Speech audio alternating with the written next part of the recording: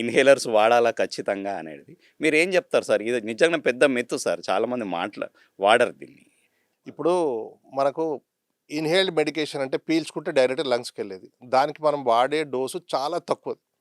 ఇప్పుడు వీళ్ళకి తెలవంది ఏందంటే, ఇదే అక్యూట్ అటాక్ వచ్చినప్పుడు ఒక 200 టైమ్స్ ఎక్కువ డోస్ ఇస్తాం మేము. అక్యూట్ అటాక్ ఇది చేయడానికి.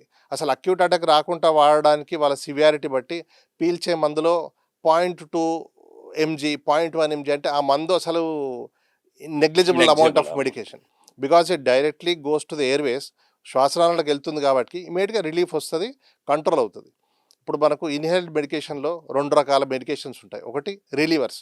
రిలీవర్ అంటే మనం తీసుకోగానే ఇమ్మీడియేట్‌గా నెక్స్ట్ 6-10 మినిట్స్‌లో మీకు కంప్లీట్ రిలీఫ్ వచ్చేస్తది. కానీ దీని యాక్షన్ మాత్రము మీకు 4-6 అవర్స్ మాత్రమే ఉంటది. అయితే ఆస్తమా పేషెంట్స్‌లో ఎయిర్‌వేస్‌లో ఇన్‌ఫ్లమేషన్ ఉంటది. ఈ ఇన్‌ఫ్లమేషన్‌కి కంట్రోలర్స్ వాడాలి. ఈ కంట్రోలర్ ఏంది అంటే స్టెరాయిడ్ ఇన్హేలర్, ఇన్హేల్డ్ స్టెరాయిడ్. ఈ ఇన్హేల్డ్ స్టెరాయిడ్ డోసు మనం కంట్రోల్ చేయడానికి వాడేది చాలా తక్కువ డోసు. దీన్ని రెగ్యులర్‌గా వాడితే అసలు మీకు ఎక్సాసర్బేషన్ అంటే అటాక్ రాకుండా కాపాడుతది.